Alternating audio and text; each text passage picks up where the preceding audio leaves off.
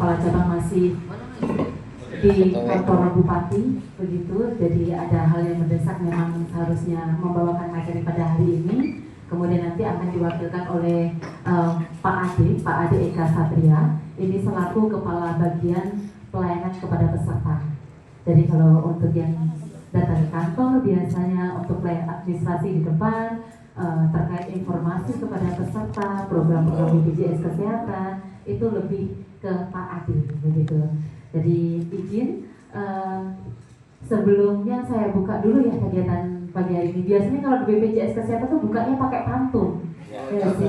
Jadi nanti saya minta cakepnya ya. Pergi liburan ke negara Polandia. Oke. Di sana banyak bertemu para bule. Selamat datang saya ucapkan kepada rekan-rekan media dalam kegiatan media gathering BPJS KC Makabe. Terima kasih. Saya tanpa perlu berlama-lama izin karena memang slide-nya kayaknya slide-nya sampai 100 nggak Pak? Oh nggak nyampe, nggak nyampe jangan. Udah waktunya makan siang nanti makin ini ya kan.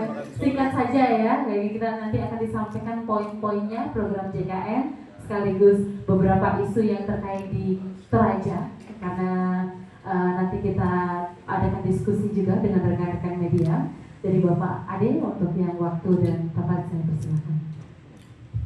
Baik, izin Bapak Ibu, saya Assalamualaikum warahmatullahi wabarakatuh. Selamat siang, salam sejahtera untuk kita semua Bapak Ibu. Izin saya mewakili Bu Kecak sementara doi Bapak Ibu. Baiklah, sudah diperkenalkan, saya singkat saja Pak. Jadi kalau ke kantor cabang Makale, tadi saya ketemu saya juga di sana. Saya ada di lantai 2 di atas di frontliner Bapak Ibu. Apabila ada yang bisa saya bantu ya. Baik.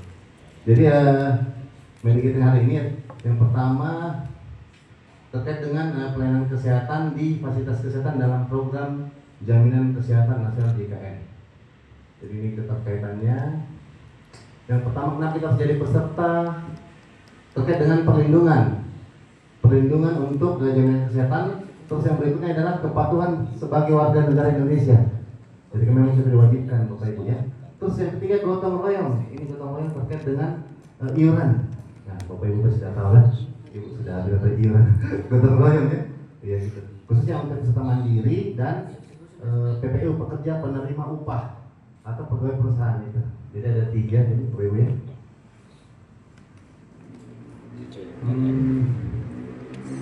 Ini sudah kayak ini yang masih kadang sedikit saja Bapak. BPJS Kesehatan sebagai badan penyelenggara, dia ada juga undang-undangnya nomor 40 ya 40 ya. Dan JK itu jaminan kesehatan nasional yang diselenggarakan oleh pemerintah. Itu BPJS ditunjuk sebagai badan. BPJS ada 2 Bapak Ibu, saya refresh, kesehatan dan ketenaga kerjaan. Nah, jadi masing-masing ada tupoksi masing-masing ya. Baik. Ini ilustrasi prinsip gotong royong. Jadi iuran yang terkumpul, jadi ini misalnya ada satu wajan, itu semua kita kumpul iurannya, terus nanti kita bayarkan ke masing-masing rumah sakit, fasilitas kesehatan, praktek itu berupa ada teknisnya masing-masing untuk pembayarannya. Jadi kita ngambil dari situ untuk membayarkan iuran. Seperti itu. Jadi prinsip gotong royongnya di situ ya. Ya, 3.009 orang yang sehat, iuran yang dikumpulkan mampu membayar 1 kali operasi jantung dengan iuran peserta kelas 3 sebesar 42.000. Jadi kalau peserta mandiri yang kelas 3 hanya bayar 42.000, 35.000 dia bayarkan subsidi, ada subsidinya makanya jadi 47.000-an ya subsidinya. Jadi kelas 3 itu sudah bisa operasi jantung yang ratusan juta. Kita ketahui bersama ya. Jadi itu yang biasa masyarakat belum lihat ya Bapak Ibu ya. Itu yang jadi untuk kesehatan. Ini subsidinya ada 7.000 seperti itu. Ini pencapaian peserta kita. Di sini totalnya per Juli ya ini Mbak Delia ya. Baik. Jadi untuk ada 3 kabupaten di wilayah kita ya Bapak Ibu sudah ketahui, Tanah Toraja, Toraja dan Kabupaten Indrekang. Tingkat keaktifan pesertanya 85% untuk Indrekang, untuk Toraja Utara 82 dan untuk Tanah Toraja 88,38%. Ini peserta yang aktif posisinya. Ya, alhamdulillah sudah harapan harapan kita sih 9 bulan ke atas. Tapi ini mungkin masih ada peserta yang menggantung yang belum mengurus administrasinya, ya gitu Pak. Banyak juga yang mengurus biasa pada saat mereka terkena itu saya sudah ngerti semua sih. Saya nyari saja Bapak Ibu ya. Terima kasih ya. Seperti itu yang terjadi. Semoga dengan UHC prioritas ini bisa membantu masyarakat saudara-saudara kita yang terkena risiko itu. Dan bantuan Bapak Ibu juga nanti kalau bisa menyampaikan juga ke masyarakat, udah teman-teman, Bapak Ibu tolong cek DKN-nya, bisa di puskesmas, klinik, nggak harus ke kantor provinsi untuk mengeceknya. Bisa aplikasi mobil DKN juga bisa ngecek situ, Pak. Iya, jadi dia sudah tahu dari awal. Nanti pada saat sakit ujuk-ujuk tidak menyampaikan, ribet urus BPJS susah, padahal kita butuh administrasi berapa lembar saja kartu keluarga yang online dan lain-lain. Itu yang terjadi di kita. Terus sekarang tidak perlu kartu fisik ya, kartu digital atau KTP saja atau kartu keluarga karena berbasis NIK. Oke, Bapak Ibu. Kalau yang tanya, bagaimana kalau saya tidak punya kartu? Yang penting ada NIK. Itu pun di rumah sakit atau UGD sih. Saya kemarin sempat ke UGD juga. Agak nafas. Saya hanya menyebutkan NIK saja. Teman saya yang bantu KTP saya, kita coba tes di salah satu rumah sakit di bagian sana. Kebetulan di Fatimah. Dan tidak ada masalah sih penggunaannya ya. Oke, Bapak Ibu. Jadi ini haknya yang pertama memilih fasilitas kesehatan, mendapatkan manfaat pelayanan kesehatan dan menggunakan NIK sebagai identitas dan menyampaikan pengaduan. Itu yang perlu, pengaduan atau saran kepada bidang kesehatan bisa menyampaikan, khususnya melalui aplikasi mobile JKN, ada menunya, menu pengaduan juga di situ. Sekarang ada yang baru, bisa kita dengan AI di dalam. Nanti Bapak coba, ini ada menu AI-nya itu, bisa kita konsultasi, bisa dia akan menyampaikan apa yang itu masih pengembangan Bapak Ibu, siapa tahu Bapak Ibu coba dan masih ada kendala ya, izin dia masih pengembangan proses. Ini kewajiban peserta itu memberikan data diri dan anggota keluarga secara lengkap. Seperti contohnya nomor HP. Penting itu Bapak, nomor HP-nya, NIK-nya, data sebenarnya yang dia masukkan, tanggalnya. Tapi bisa kami cek juga di data Capil, kami punya akses juga.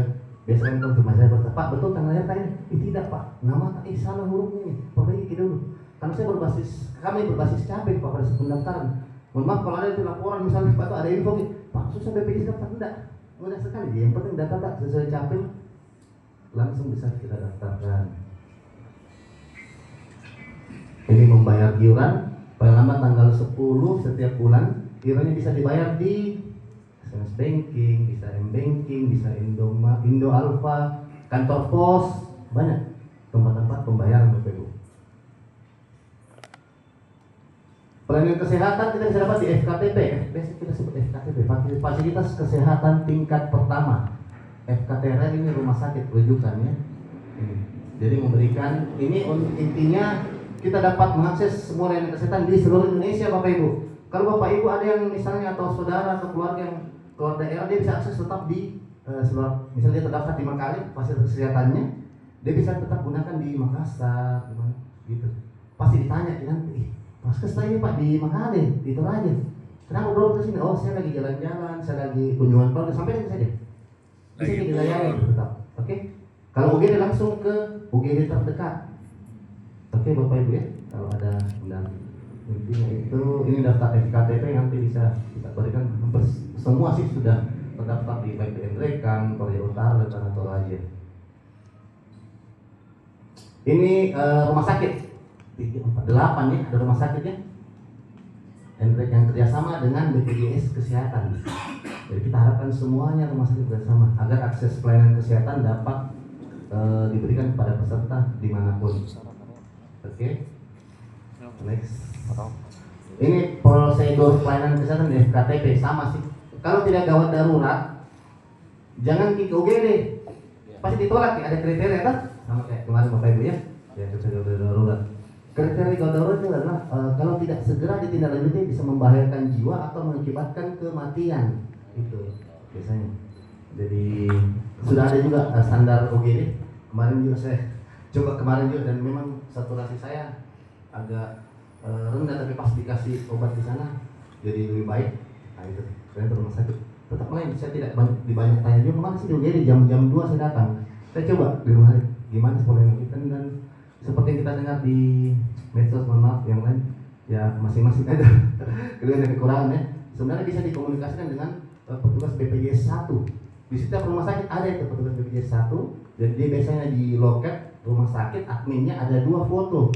Kita lihat, satu petugas BPJS kesehatan, satu petugas rumah sakit. Salah satunya yang kita konfirmasi, kalau mau juga tanya tuh jangan khawatir, bisa telepon, WA, atau SMS gitu. Jadi besok ini saya harus kemana ini? Makanya cari gitu ya, oh ini petugas BPJS, telepon atau WA gitu ya. Nah ini tadi yang gawat darurat ya, ini sudah saya sampaikan tadi. Nanti ada dokter jaga, saya kemarin dapat dokter jaga itu ditangani, dicek, periksa seperti itu. Jadi gawat darurat nanti ada kriteria masing-masing di setiap rumah sakit dan sama di sini. Saya tanya bagaimana kondisinya, perasaannya dan lain-lain.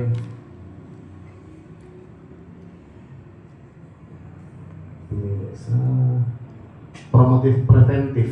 Jadi promotif preventif itu yang ada pencegahan dan pengobatan.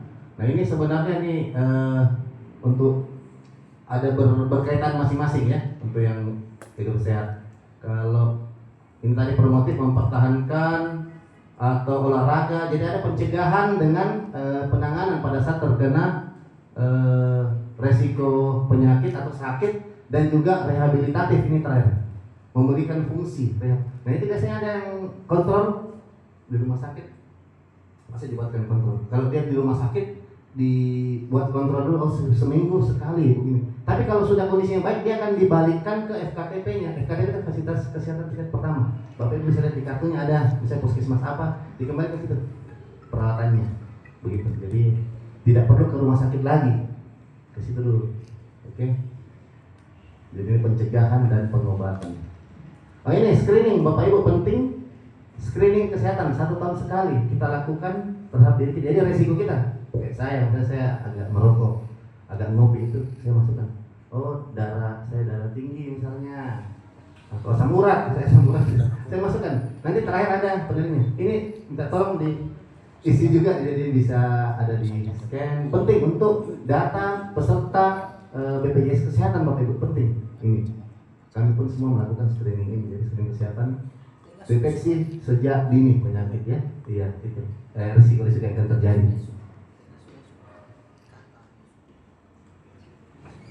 Ini pelayanan kesehatan. Ya, pelayanan kesehatan apa saja yang dijamin saat berobat di FKTP?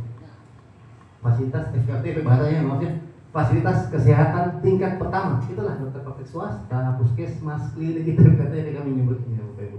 Jadi ada konsultasi, ini rawat jalan, konsultasi pemeriksaan kesehatan, rawat inap, rawat pelayanan gigi, keluarga berencana, ini semua. Prolanis, rujuk balik yang tadi saya sampaikan, rujuk balik tadi ya. Ambulans juga. Ini ambulans saya refresh khusus untuk antar fasilitas kesehatan. Jadi biar khusus bukan diantar dari rumah, atau dijemput dari rumah yang lain. Oke, jelas ya. Rujuk balik ini yang tadi sudah dijelaskan. Prolanis ini program pengelolaan penyakit kronis. Nah ini juga bisa dideteksi tadi melalui screening tadi itu. Ini ada klub-klubnya nih, klub-klubnya, klub Prolanis biasa di setiap puskesmas. Jadi kita diajarkan bagaimana pola hidup yang sehat, cara mengkonsumsi makanan apa yang sehat, berolahraga dan lain-lain seperti itu.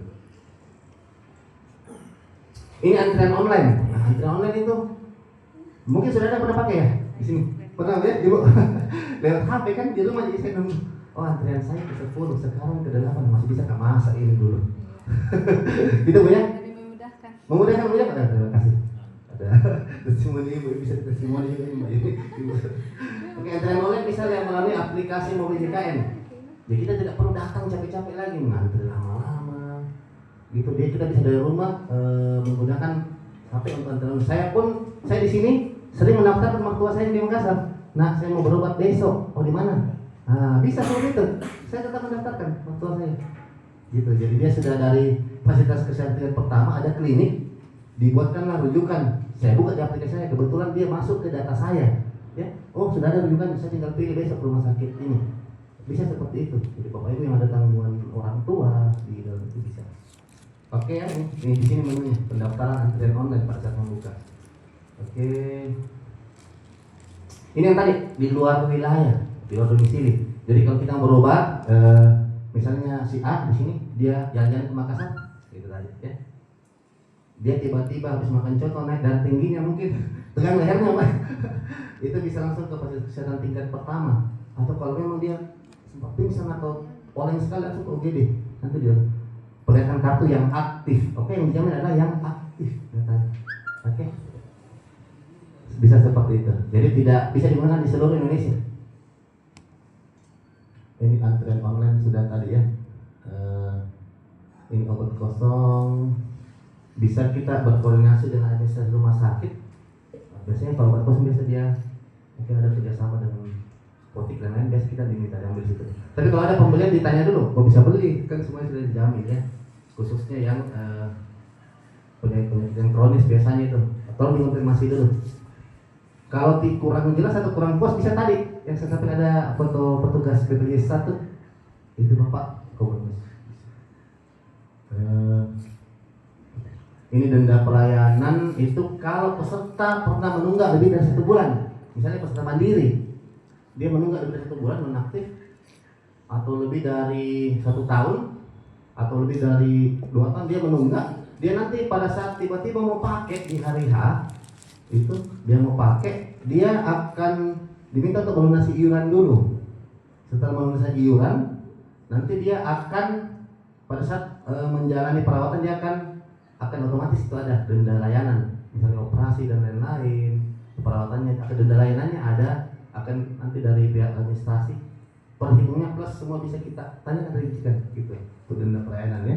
Jadi ini maksimal denda pelayanan itu adalah 20 juta. Nah, ini jumlah bulan tertunggak paling banyak 12 bulan, besaran denda paling banyak 20 juta. Tapi tidak ada sih, belum ada yang sampai 20 juta denda layanannya itu. Jadi kami harapkan tertib bayar iuran supaya tidak terkena denda layanan ini. Denda pelayanan dikecualikan untuk peserta PBI yang dijamin Pemda itu tidak ada denda layanan. Peserta PPPU dan peserta BP yang iurannya dibayar oleh pemerintah daerah. Ini bagi PPU pembayaran denda pelayanan RITL ditanggung oleh pemberi kerja. PPU ini pekerja penerima upah. Terus ini RITL rawat inap tingkat lanjut. Jadi dia kena denda layanan pada saat rawat inap. Seperti saya sampaikan di awal ya. Rawat inap nih, kalau rawat jalan tidak ada denda layanan.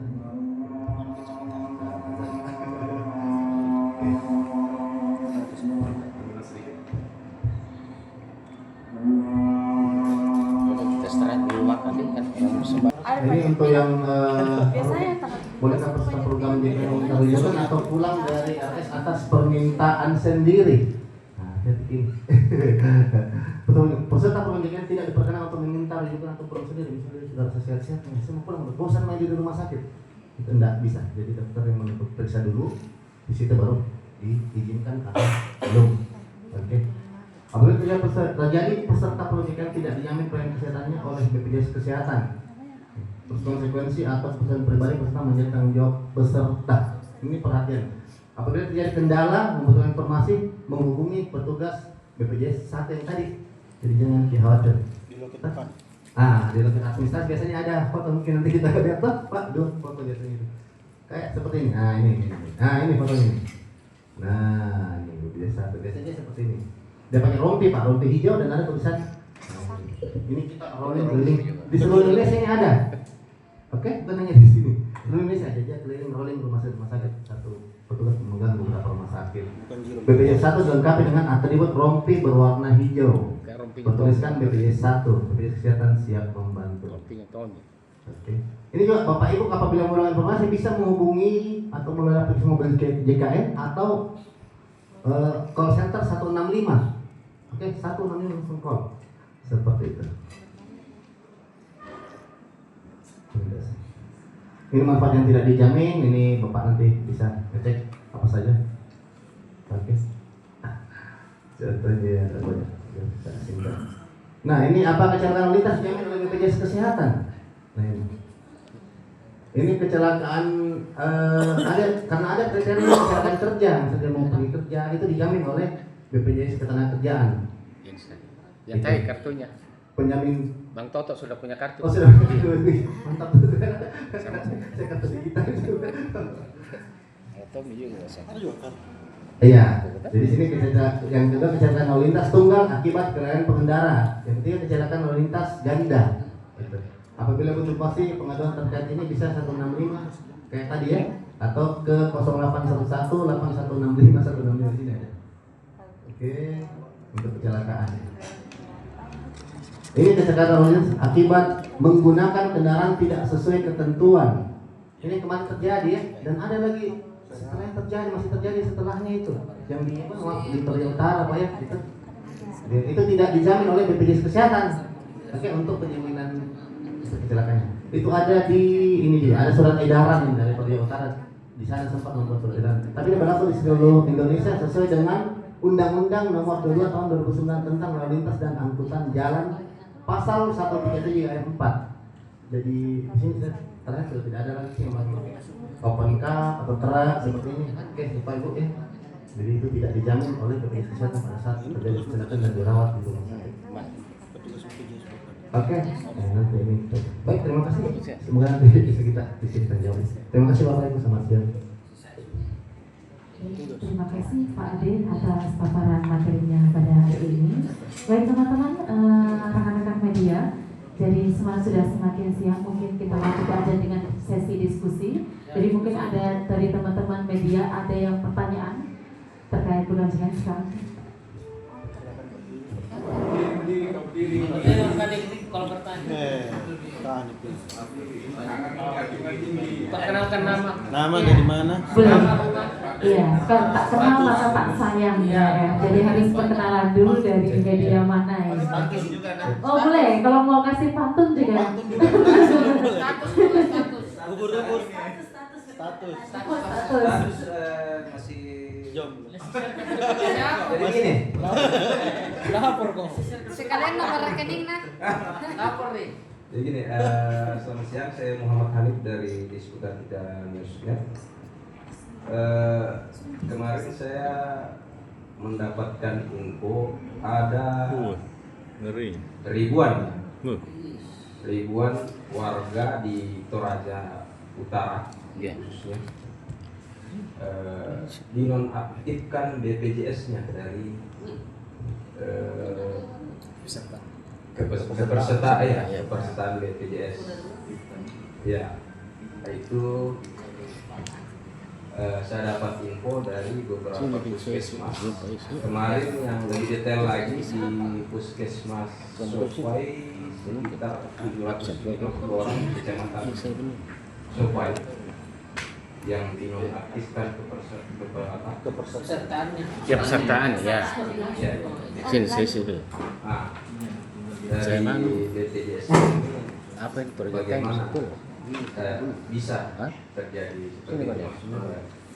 Tentu. nonaktifannya. Ya, terjadi. Apa ditulisnya?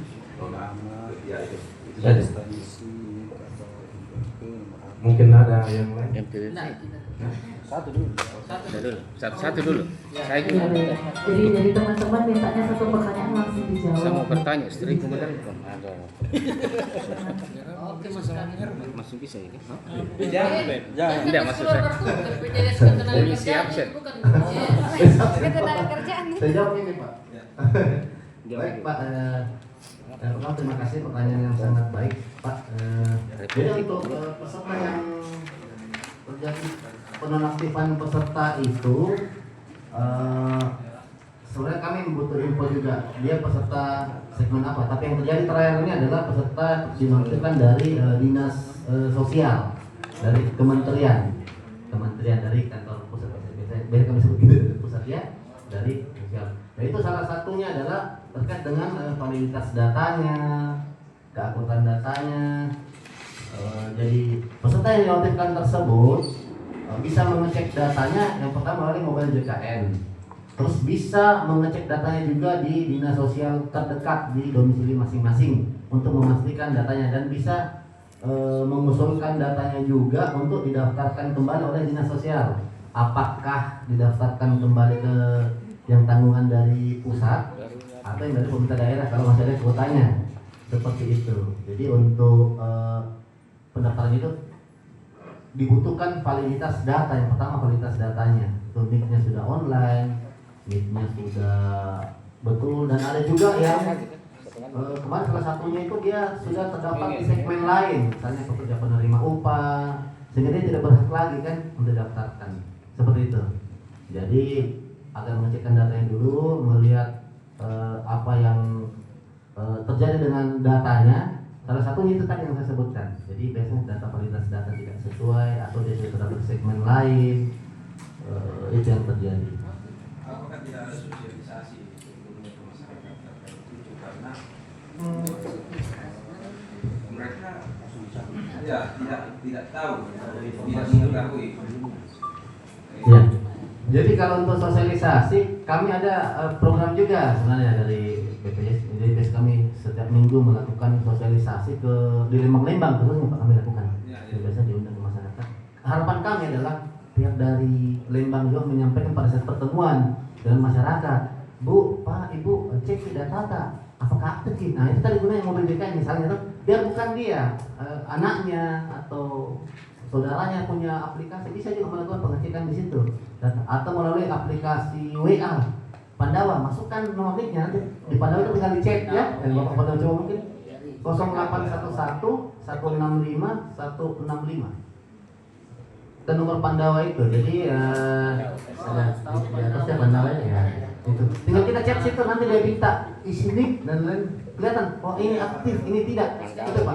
Jadi melalui Pandawa itu sangat akurat dan lebih cepat dan bisa diakses. Saya rasa semua 99,9% orang pakai WA ya. Itu 0811 165 165. Ini Bapak Ibu bantu sebarkan nomornya juga, izin agar masyarakat bisa langsung mengecek keaktifan dan daftarnya atau mendaftar dan lain-lain. Ada banyak menu di dalam sini, bisa mendaftarkan misalnya. Kalau memang dia tidak daftar atau sudah nonaktif dari pemerintah daerah atau pusat, dia bisa mendaftarkan dirinya menjadi peserta mandiri. Jadi misalnya dia memerlukan pelayanan kesehatan, dia daftar mandiri dulu sementara sambil memproses datanya itu apakah dia layak dan mau didaftarkan oleh dinas sosial di daerah atau pusat terpusat seperti itu. Jadi ada seperti itu.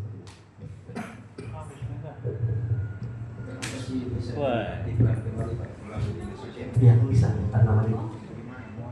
Saya tambahkan sedikit, Bapak Ibu teman-teman, terkait dengan penonaktifan yang memang cukup banyak di bulan Juli. Iya, di bulan Juli. Yang pertama, bahwa penonaktifan itu dilakukan oleh Kementerian Sosial.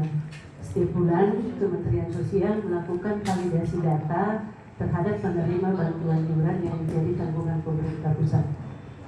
Yang menjadi tanggungan pemerintah pusat sesuai dengan peraturan Presiden adalah masyarakat yang memenuhi kriteria miskin atau tidak mampu.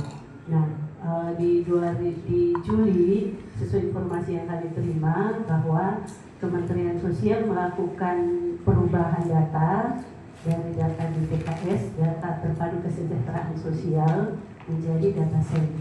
Data sen itu berdasarkan pendataan dari BPS, Pusat Statistik Nasional. Nah, sehingga ada juga menurut informasi ada juga perubahan kriteria miskin yang tadinya desil 1 sampai di BPS ada namanya desil untuk penentuan kriteria miskin, ada desil 1 sampai dengan desil sekian.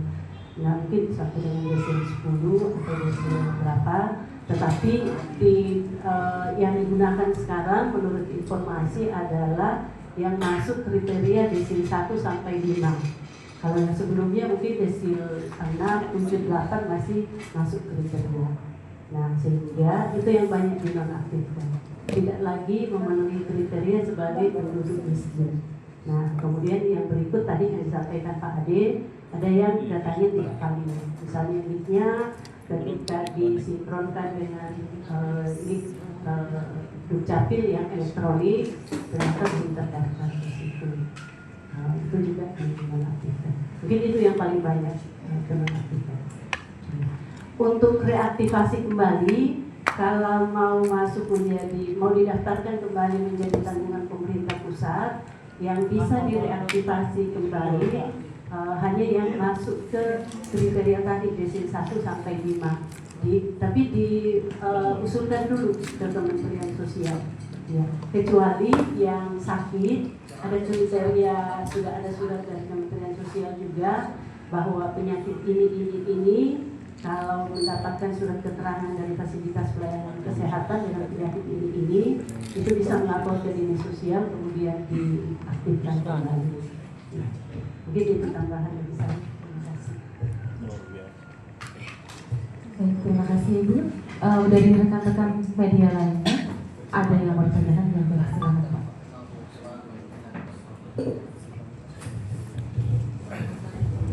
Terima kasih Bu. Karena itu tadi Mbak tadi sudah berpantun, bisa saya balas pantun. Pagi-pagi burung berkicau, burung disangkir hampir lepas. Mari pergi ke BPS Rantelemo supaya mendapatkan pelayanan JKN. Duta JKN. Bu, pertanyaan begini Bu, ada kebatasan BPJS itu maksudnya begini, kalau 1 bulan toh 5 kali saja orang bisa masuk rumah sakit. Terus itu yang pertama. Kedua, kalau orang menginap itu batasannya ada kan? Siapa tahu kita ya, siapa tahu saya sakit baru 3 hari disuruh keluar dari kamar, berarti ini sudah ditanggung BPJS, contoh saja Pak. Terus pertanyaan yang buat Pak tadi itu tantangan apa kita dapatkan selama mengimplementasikan ini program toh, apakah pernah kena marah sama peserta? Terima kasih Pak. Baik, terima kasih. Sebelumnya Pak, tadi kan yang di awalnya perkenalan, jadi kan nggak ini pantun aja belum perkenalan kan nanti kita nggak tahu begitu. Perkenalkan dulu dari media mana, kemudian dari bapak mana. Pakai pantun lagi juga boleh. Nama saya Salmon Bu, tapi bukan salah model, Salmon saja. Media mahal. Medianya Bu. Ikan. Media Fajar Metro. Dari Metro. Bukan Fajar, ini Pak. Jadi, baik, terima kasih Pak Salmon. Jadi untuk yang pertanyaannya adalah apakah ada batas untuk akses JKN-nya ya Pak ya? Jangan-jangan JKN 1 bulan cuma boleh dipakai 1 kali, 2 kali, 3 kali begitu? Atau misalkan nanti saat rawat inap di rumah sakitnya ada nggak nanti batas waktu untuk rawat inap? Ini apakah dari masih sama? Informasi rumor-rumornya dulu kan kalau 3 hari harus pulang begitu ya. Oke, biasanya masih sering ya di masyarakat untuk rumor-rumor seperti itu. Baik. Baik, jadi langsung aja Ibu, Pak Adit, silakan. Baik Pak, terima kasih untuk pertanyaannya, bagus sekali dengan beberapa viral juga. Jadi untuk peserta yang berobat baik ke KTP tadi ya, fasilitas kesehatan tingkat pertama dan rujukan atau ke rumah sakit itu tidak ada batasan untuk berobat selama indikasi medis. Jadi kalau misalnya si A di minggu pertama Januari misalnya dia dirawat inap 3 hari, terus dokter sudah bisa sudah sembuh keluar. Tiba-tiba di minggu kedua atau ketiga dia masuk lagi UGD lagi, dia dirawat lagi seperti itu. Jadi tidak ada batasan selama indikasi medis ya Bapak Ibu ya. Tapi biasanya kalau ada seperti itu yang sudah dirawat dan sembuh dan masih memerlukan perawatan, biasanya dibuatkan surat kontrol dulu ke rumah sakit kembali 1 minggu kemudian. Surat kontrol setelah datang oh masih memerlukan kontrol minggu depan, dibuatkan sampai dengan nanti dikembalikan ke fasilitas kesehatan tingkat pertamanya dari klinik atau puskesmasnya. Kalau sudah tidak perlu di rumah sakit ini, cukup di dokter praktek swastanya. Jadi tidak ada batasan Bapak Ibu selama indikasi medis. Dan bukan dia buat-buat dia mau berobat sendiri tanpa dia bilang oh saya sakit ini, saya harus berobat, tapi setelah dicek kayak saya kemarin saya kira saya akan rawat inap, ternyata tidak. Setelah dicek saturasinya Pak Ade alhamdulillah bagus, di EKG dicek dada saya, jantung saya semua alhamdulillah bagus. Dan saya pikir wah saya harus rawat inap ini, sesak napas terus mati kalau di rumah sendiri ini tidak ada keluarga dan lain-lain, ternyata tidak. Saya kasih obat ternyata baik kan, alhamdulillah hari ini bisa kesini. Terus yang berikutnya pengalaman banyak Pak. Ini juga dimarahi ya. Saya dan kami semua teman-teman sudah mengerti lah kondisi Pak toh. Dia lagi keluarga lagi sakit dan lain, kita harus diuji kesabaran. Kita sudah sering diingatkan untuk sabar menghadapi orang. Dan juga alhamdulillah kami bisa membantu orang-orang Pak. Itu yang kami senang Pak. Ada beberapa yang orang, Pak gimana Pak? Saya sakit ini, tunggu saya carikan solusi. Ternyata dia bisa didaftarkan yang aktif langsung. Ada beberapa syarat-syarat kan. Kalau dia memang bisa itu kami akan itu. Jadi Bapak, Ibu jangan khawatir. Karena kalau kami tidak menjalankan sesuai dengan kebijakan dan alurnya, itu kami zolim ke orang. Balasannya pasti ada ke kami, lebih parah lagi. Jadi tetap kami akan backup peserta. Bapak Ibu minta konfirmasi, ada kendala apa sampaikan sih. Insya Allah kami bisa bantu sesuai dengan prosedur dan aturan yang berlaku Bapak Ibu ya. Karena kami tidak berani melampaui juga. Jadi kalau pengalamannya ya suka-dukanya banyak sih. Tidak siang, tidak malam, tengah malam pun kadang di WA. Kita pun jadi kami tetap jarang HP saya itu nonaktif, 24 jam terus HP saya. Jadi mau tidak mau ya seperti itu Pak. Oke, Ibu mungkin tambahkan Ibu. Baik, terima kasih saya tambahkan. Tadi saya lupa minta maaf dulu karena terlambat dan juga acara tadi sangat terlambat dengan mohon maaf Bapak Ibu. Tadi rencana dari Rantepau jam 9:30 bisa selesai di Rantepau bisa pulang. Ternyata di sana juga molor selesainya sehingga tadi sudah balap mobil dari sana tapi masih tetap terlambat juga. Ya. Kemudian yang berikut tadi batasan hari rawat maupun layanan secara umum tidak ada batasan. Tetapi ada beberapa pelayanan yang tidak dijamin oleh BPJS Kesehatan. Ini ada di dalam Peraturan Presiden Nomor 82 Tahun 2018. Ini pelayanan-pelayanan yang tidak dijamin.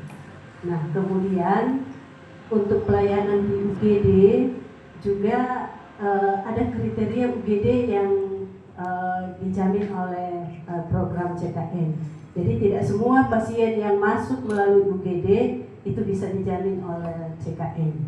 Nah itu mungkin yang kadang-kadang beberapa waktu terakhir ini jadi pertanyaan banyak di masyarakat ya. Ada yang menyampaikan katanya nanti kita sudah mau mati baru bisa dijamin oleh BPJS di UGD.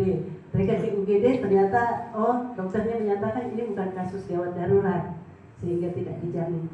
Bapak Ibu kalau masuk ke UGD dari Kementerian Kesehatan sudah menentukan ada namanya triase, 3 jenis tingkatan kegawat daruratan ketika masuk ke UGD. Nah nanti dokternya menentukan di situ apakah ini masuk triase kategori hijau, kuning, merah. Kalau sudah masuk di kategori merah berarti itu benar-benar sudah gawat darurat yang harus segera ditangani. Nah kalau masih masuk di hijau, walaupun lewat di UGD, itu tidak dijamin oleh BPJS karena tidak kasus gawat darurat. Nah kemudian tadi ada juga pulang atas permintaan sendiri, rawat inap, kemudian belum disuruh pulang oleh dokternya, minta sendiri pulang. Itu juga tidak dijamin oleh BPJS kalau misalnya masuk kedua kalinya dengan penyakit yang sama, ada batasan waktunya, tidak dijamin oleh BPJS. Ya. Contoh kasus misalnya waktu saya di Parepare, ada pasien dari Palopo dirawat di Sidrap, Sidrap wilayah kerja saya juga, dirawat di rumah sakit Sidrap, tapi karena tidak ada keluarganya, dia minta keluar lalu masuk kembali di Palopo, minta keluar di rumah sakit Sidrap atas permintaan sendiri. Kemudian rumah sakit menginput klaimnya APS. Begitu masuk di Palopo kan terbaca, sistem terbaca bahwa ini pulang APS atas permintaan sendiri. Di Palopo tidak begitu, komplain lagi ya, sampai kami dibawa-bawa ke ranah hukum. Tapi karena aturannya jelas bahwa itu memang tidak dijamin.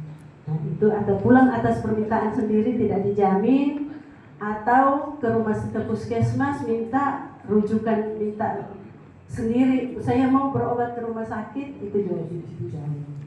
Nah, batasan-batasannya seperti itu, ada beberapa.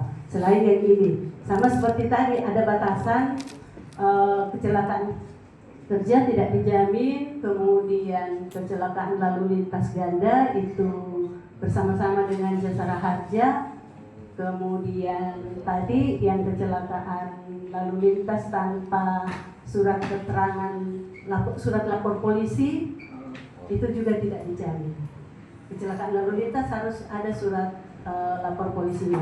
Baru-baru kejadian ada keluarga saya meninggal yang di Boston itu jatuh mobil truknya. Baru ditanyakan ke saya tadi pagi, katanya mereka di Elim bayar 3 juta. Nah, ya saya tanya, surat lapor polisinya sudah ada belum?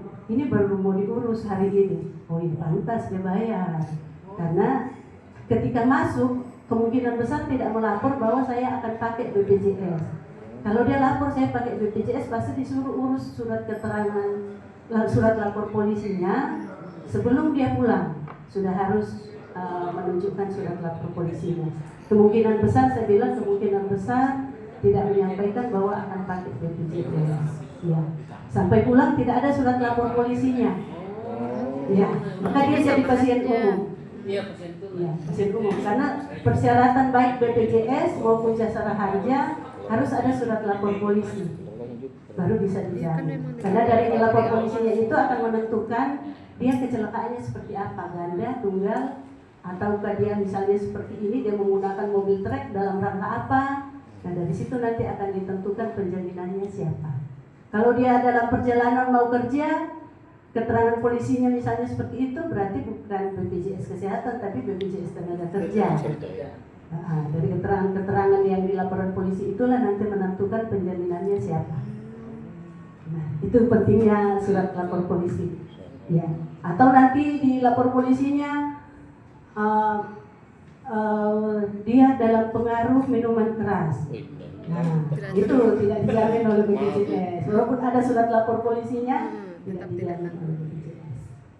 Seperti itu. Mungkin itu tambahan dari saya. Di rumah sakit saya baru masuk, kita tanya dulu apa silakan. BPJS-nya. Dikasih umum.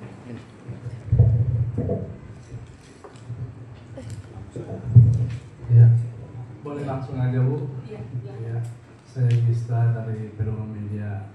Ini Bu, pertanyaan saya lagi-lagi soal tingkat profesionalisme dokter terhadap pasien. Nah, mungkin kedua kalinya lagi Bu, kenapa saya bertanyakan lagi ini?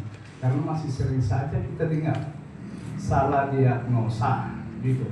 Dasarnya saya ngomong seperti ini. Contoh, 2 kali diperiksa di sini, awalnya dikatakan bahwa ginjal, tiba di Makassar ternyata kanker. Artinya gini loh, dikasih ketika di sini periksa, dinyatakan menderita ginjal, dikasihlah obat si karung.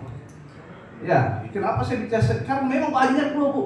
Karena apa? Ada indikasi bahwa dokter ini bisnis obat, mungkin ada VV-nya di situ. Itu indikasi ya, gitu.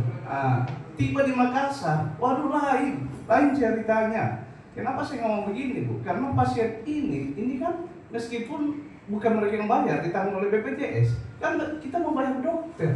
Kita butuh pelayanan yang profesional. Lagi-lagi ya, tolonglah kalau pertemuan dengan dokter Bu, ini kan persoalan manusia, sampaikanlah. Itu bagaimana dokter? Oh, gimana? Oh iya sehat, sudah pindah lagi. Kan makanya orang sampai gini, mohon maaf, bila perlu saya sebut namanya dokter itu. Perlu atau tidak perlu? Boleh digunakan. Nah, nanti saya baca. Bahkan sudah tidak diterima di salah satu rumah sakit itu. Itu satu. Kedua, bahkan pasien banyak mengatakan, kira-kira siapa dokternya ini? Ketika dokternya di situ, dia batal berobat ke dokter, padahal dekat dengan rumahnya. Kenapa mau pilih dekat? Karena efisien. Ya mungkin transportasinya, tapi karena dokternya ada di situ, ya udah ngapain saya daripada saya mati kan? Gitu. Itu juga saya katakan karena ini sudah sering terjadi dan saya lihat sendiri Bu. Diagnosa ginjal dibawa ke sana ternyata kanker. Itu baru satu, tapi udahlah banyak. Makasih. Baik, ini pertanyaan yang susah dijawab. Karena yang pertama, kalau kami dari BPJS Kesehatan, untuk sampai ke penanganan ranah medisnya, itu bukan kewenangan BPJS Kesehatan. Untuk mencampuri sampai penangkapan diagnosa, sampai dengan penanganannya, tidak menjadi ranah BPJS Kesehatan. Tetapi untuk melihat mutu layanan yang ada di fasilitas pelayanan kesehatan, kami punya tim namanya tim kendali mutu kendali biaya. Nah, tim kendali mutu kendali biaya itu untuk saat ini di tingkat kantor cabang Makale, ketuanya Ketua IDI dari IDI, Ikatan Dokter Indonesia, Dr. Rudi ketuanya. Kemudian anggotanya di dalam ada perwakilan dari selain dokter ketuanya IDI, dari IDI juga masih ada. Kemudian ada PDGI, ada dari PPNI itu Persatuan Perawat Nasional, ada dari apoteker, organisasi profesi, semua ada perwakilan. Nah, kalau ada keluhan masuk ke kami, misalnya seperti Bapak tadi menyampaikan bahwa, oh ini ada nih salah diagnosa ini, seperti ini. Kami akan tampung keluhan itu, karena kami bukan ranah medis untuk melihat itu. Kami akan tampung itu, kemudian kami akan konsultasikan dengan tim kendali mutu kendali biaya. Kalau dibutuhkan di luar tim ini membutuhkan second opinion atau pendapat dari pihak yang lain, misalnya spesialis A, kan di dalam tim kami itu tidak seluruh spesialis ada, maka akan diundang spesialis dari bagian itu untuk melihat ini dengan dokumen-dokumen yang pasti kami akan minta dari rumah sakit. Nah, tim itulah yang akan melihat apakah memang terjadi kesalahan diagnosa atau memang karena sesuatu hal sehingga muncul diagnosa seperti ini. Nah, bisa jadi terjadi seperti itu, ya. Misalnya contoh, bukan hanya pasien, tapi saya sendiri juga mengalami seperti itu, tapi bukan salah diagnosa, hanya karena kita kekurangan penunjang yang lebih detail di sini, sehingga ketika saya berobat di rumah sakit seperti itu, saya didiagnosa ini, sudah diberikan obat ABC, tidak sembuh-sembuh, akhirnya memang kebetulan saya keluar dan memang saya punya 2 jaminan ini. Waktu itu kan pakai BPJS, tapi BPJS saya pindahkan ke Makassar. Nah, kita bisa pindah-pindah dokter keluarga, atau ini setiap 3 bulan bisa kita pindah. Saya pindah ke Makassar, kebetulan memang lagi dinas di sana, saya berobat di sana. Diperiksa lagi, saya menceritakan bahwa saya sudah dilakukan pemeriksaan ini di sana, di Toraja, di penunjangnya ini, diagnosanya ini, tapi tidak ada perubahan. Lalu di sana diperiksa lagi dengan penunjang yang lain, ya, dengan menggunakan penunjang yang lain, akhirnya ditemukan, oh ternyata penyakitnya ini. Dia baru bisa terdeteksi dengan penunjang yang lainnya, baru bisa terdeteksi.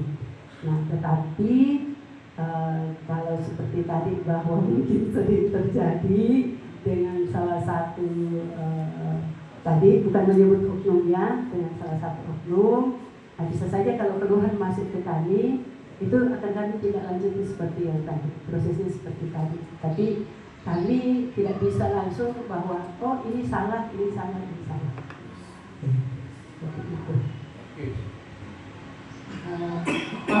Iya, silakan langsung. Terima kasih, saya Tommy dari Info Toraja. Saya mau nimbrung tadi pertanyaannya dari Hanif soal ribuan misalnya di Toraja Utara yang dicabut kepesertaannya. Mau tanya, apakah ini berdampak atau mengganggu kepada UHC? Karena setahu saya kalau tidak salah UHC itu karena capaian kepesertaannya. Kira-kira apakah mengganggu program UHC di kabupaten ini? Terakhir ada kegiatan yang sama di Tanah Toraja ya. Jadi kemungkinan besar juga ada di Tanah Toraja yang dicabut kepesertaannya. Tapi kita tidak tahu jumlahnya ada berapa. Terus yang kedua, di pertengahan semester ini atau di pertengahan tahun ini ada beberapa banyak di bawah naungan BPJS Makale yang peserta yang menunggak pembayaran. Terus apakah ini mengganggu pembayaran klaim BPJS terhadap rumah sakit yang bekerja sama khususnya di Tanah Toraja? Terima kasih. Iya, baik, terima kasih, pertanyaan yang sangat bagus Pak. Kita memperhatikan kondisi UHC kita. Bapak Ibu, yang disebut yang masuk kategori UHC saat ini di tahun 2025 ini persyaratannya adalah jumlah masyarakat yang terdaftar sebagai peserta JKN di atas 98%. Nah, kemudian yang aktif di atas 80%. Tadi kita lihat data kita tadi per Juli, kita UKC-nya atau jumlah masyarakat yang terdaftar di 3 kabupaten yang masuk wilayah kerja kami semua masih memenuhi syarat untuk UHC. Ya. Nah, ini minimal 98, kita masih aman, masih ada di atas 98,22. Kemudian Toraja Utara 99 yang terdaftar ya. Ini yang terdaftar. Ini yang aktifnya kita minimal 80. Ini masih aman semua. Jadi dengan penonaktifan di Juli kemarin sampai dengan saat ini kita masih aman. Tetapi kami juga sudah berkoordinasi dengan Dinas Sosial supaya masyarakat kita yang dinonaktifkan itu sebisa mungkin masuk menjadi tanggungan pemerintah daerah. Sebagian sudah dimasukkan kembali menjadi tanggungan pemerintah daerah. Ya, jadi begitu ada penonaktifan kemarin besar-besaran, itu kami koordinasi dengan pemerintah daerah kembali. Lalu divalidasi lagi kembali data-datanya, sebagian sudah diaktifkan lagi, sudah dimasukkan lagi kembali menjadi tanggungan pemerintah daerah. Baik, sebelum lanjut ke pertanyaan berikutnya, artinya Kabupaten Pun jika ini sudah tadi kan angka ini dikatakan masih aman. Kemudian jika ke depan ini kemudian ada penonaktifan besar-besaran lagi di angka berapa persen, kategorinya ini sudah aman, dan apakah UHC program UHC ini bisa hilang jika terjadi hal itu? Terima kasih. Iya. Kalau ini berkurang, misalnya ini 98,22 sekarang kan, tapi posisi di Agustus berubah karena di Agustus ini ada penambahan cukup banyak penaktifan lagi kembali. Kalau seandainya ini 98,22 ini nanti turun terus sampai 3 bulan ke depan tidak lagi mencukupi 98, itu akan berubah statusnya, tidak lagi menjadi UHC. Nah, sehingga atau yang misalnya sekarang 82 ini, kalau masyarakat kita atau banyak yang tidak aktif lagi lalu kurang dari 80, maka ini status UHC prioritas namanya. UHC prioritas yang bisa ketika didaftar langsung aktif, itu bisa berubah menjadi non prioritas. Tetapi kami selalu koordinasi dengan pemerintah daerah. Pemerintah daerah juga selalu menyampaikan agar diinformasikan kalau ini sudah kalau masih UHC atau tidak, atau seperti misalnya seperti ini.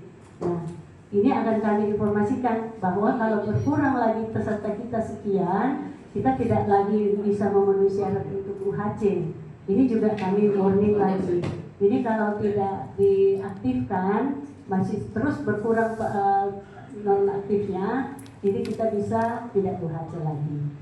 Tetapi kalau penonaktifan PBIJK itu dikasih kesempatan untuk memenuhi mencapai kembali 98, itu dikasih kesempatan sampai dengan 3 bulan ke depan untuk menambah. Jadi kita cukup ini. Kemudian untuk peserta kita, masyarakat kita yang non aktif, total di ketiga kabupaten wilayah kerja kami itu sekitar 13.000 peserta non aktif. Nah, apakah ini akan mengganggu biaya pelayanan kesehatan, pembayaran pelayanan kesehatan? Tentu kami sangat berharap bahwa masyarakat ini bisa membayarkan dan melunasi sehingga pembayaran ke fasilitas pelayanan kesehatan bisa berjalan terus. Tapi sampai dengan saat ini karena pengelolaan di BPJS Kesehatan itu secara nasional, jadi kita tidak melihat bahwa iuran ini masuk di Tanah Toraja hanya sebesar itu yang kita pakai untuk bayar di Tanah Toraja. Tapi kami secara nasional, jadi masuk iuran baik dari iuran pemerintah, iuran dari perusahaan, iuran dari masyarakat, dari ASN, TNI, Polri itu digabungkan jadi satu, kemudian itu dipakai untuk membayar seluruh Indonesia. Nah, sehingga kalaupun ada pembayaran yang tersendat di beberapa daerah, kita bisa secara nasional sampai dengan saat ini masih pembayaran ke rumah sakit maupun ke fasilitas pelayanan yang lainnya masih bisa berjalan lancar. Doakan mudah-mudahan masih bisa berjalan terus, masih bisa berjalan lancar terus pembayaran. Ya. Satu lagi Bu, soal kepesertaan. Kita dapat kasus dia kepesertaannya sudah menunggak, kemudian di tengah jalan dia pindah ke pemerintah. Pemerintah itu bagaimana? Apakah iurannya hilang atau tetap bayar? Hilang atau tetap bayar terus bertambah atau bagaimana? Ya, yang pertama iuran tunggakannya tidak akan bertambah. Tagihannya itu akan stop ketika dia beralih ke tanggungan pemerintah. Tetapi tunggakan yang ada sesuai peraturan presiden itu wajib dibayar sampai dengan 24 bulan ke belakang kalau dia menunggak lebih dari 24 bulan. Jadi kalau menunggak 3 tahun misalnya lalu pindah, maka yang wajib dibayarkan adalah 2 tahun 24 bulan. Itu. Jadi kalau nanti dicek itu kalau itu tiap hari ada petugas kami satu khusus di kantor menelpon semua yang menunggak, termasuk yang pindah tadi, yang mungkin ini juga di WA juga, WA Blast juga. Tetapi saat ini ada program namanya program rehab, rencana pembayaran bertahap. Masyarakat bisa mencicil sampai dengan 1/2 dari tunggakan bulannya. Misalnya dia menunggak 24 bulan, dia bisa mencicil sampai 12 kali. Kalau dia menunggak 12 bulan, bisa mencicil 6 kali. Nah, itu bisa daftar lewat aplikasi mobile CKN. Jadi bisa itu. Yang perusahaan-perusahaan yang pindah ke perusahaan juga, itu tetap ditagih juga. Bahkan kami sudah minta juga ke beberapa perusahaan, termasuk fasilitas pelayanan kesehatan, mohon pada saat, dan sudah ada instruksi presiden juga untuk mendapatkan pelayanan publik harus memastikan bahwa peserta tersebut sudah terdaftar sebagai peserta JKN aktif. Nah, kami juga meminta ke beberapa perusahaan yang sudah terdaftar di BPJS termasuk fasilitas pelayanan kesehatan, mohon ketika menerima pegawai memastikan bahwa pelamar tersebut tidak memiliki tunggakan BPJS. Karena kami akan meminta ke perusahaannya ketika ada tunggakannya, dia sudah jadi karyawan, kami surati ke perusahaannya, ini nama karyawan Kak yang masih menunggak sekian, tolong dipotong atau disuruh mencicil. Nah, karena itu wajib dibayar, tidak ada pemutihan kalau iuran BPJS. Iya, seperti itu. Jadi kalau ada yang menyampaikan ini kenapa masih ditagih-tagih, ini ada beberapa pegawai, ada beberapa juga anak pejabat yang menyatakan WA-nya masuk ke saya, masih ada tagihan sekian. Ya memang akan ditagih terus.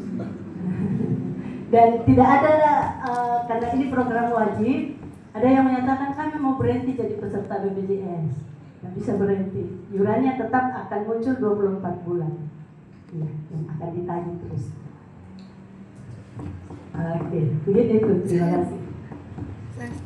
Oh, satu lagi. Satu lagi. Mungkin ini izin pertanyaan terakhir ya, karena sudah memasuki jam 1. Nanti kalau misalkan setelah ini mau ada pertanyaan diskusi lagi, nanti kita sambil makan saya nggak apa-apa gitu ya. Iya, silakan. Atau kasih nomor WA. Oke, terima kasih. Yang terakhir, saya terakhir ya benar. Ya masih sambungan dari iuran tadi, Bu. Gini kan ada beberapa tetangga yang selalu bayar BPJS-nya di saya. Terus memang bukan calo. Ya kan memang agen pilih begini ya. Begini, dia kan memang ada tunggakan. Terus dia sekitar 2 tahun. Bulan lalu dia sempat bayar 1 juta. Terus bulan ini masih ada tagihannya lagi. Dia bilang, bisakah itu dibayar beberapa bulan kemudian begitu. Bagaimana solusinya kalau misalnya kan dia sudah mengaku untuk mau bayar cicil begitu di BPJS Kesehatan di Bolu, untuk dia maunya ke pemerintah supaya tidak ada lagi tunggakan begitu maksudnya.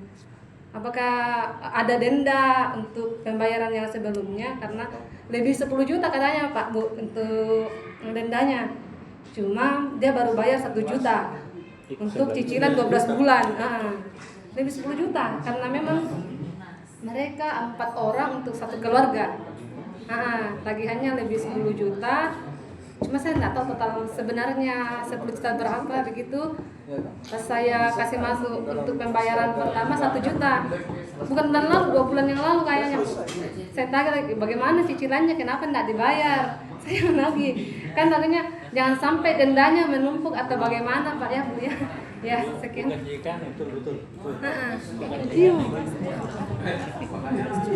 Iya. Tapi dia enggak.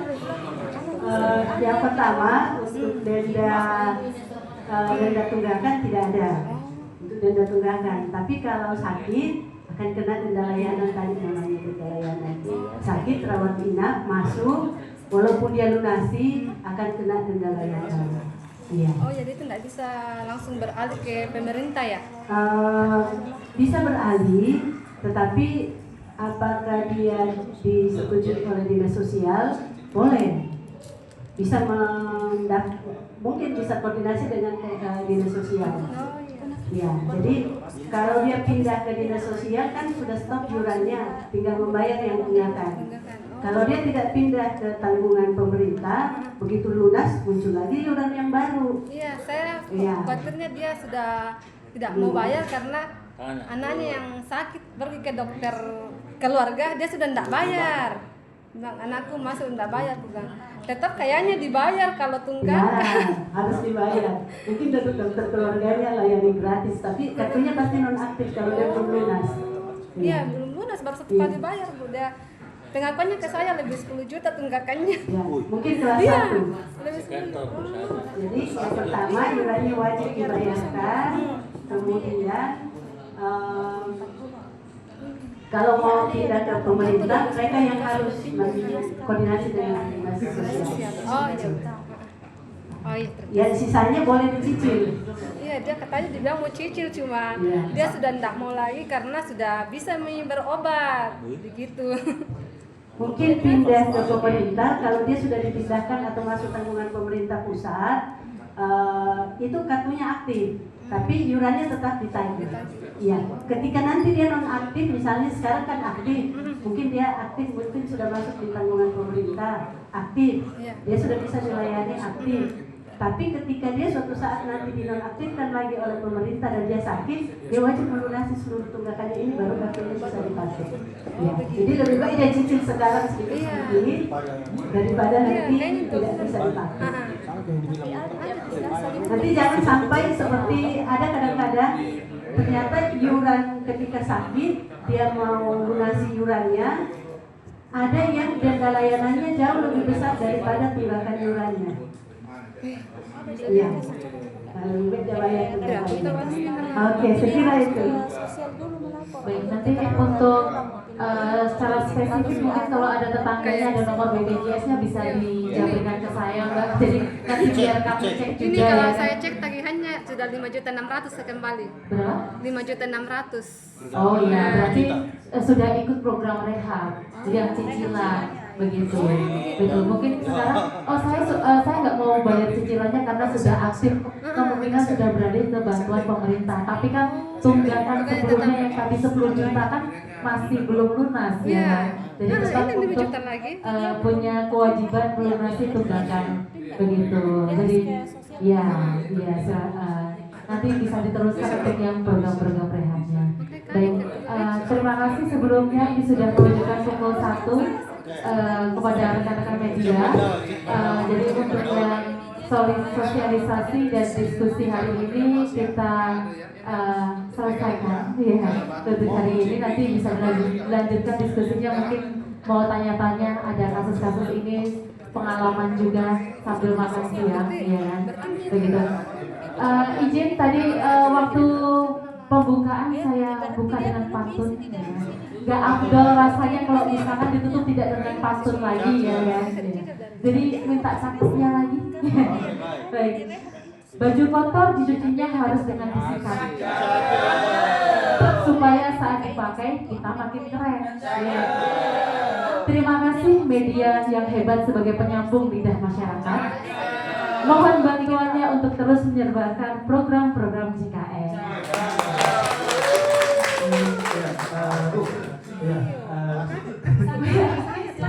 Silakan yang banyak sudah. Tadi ada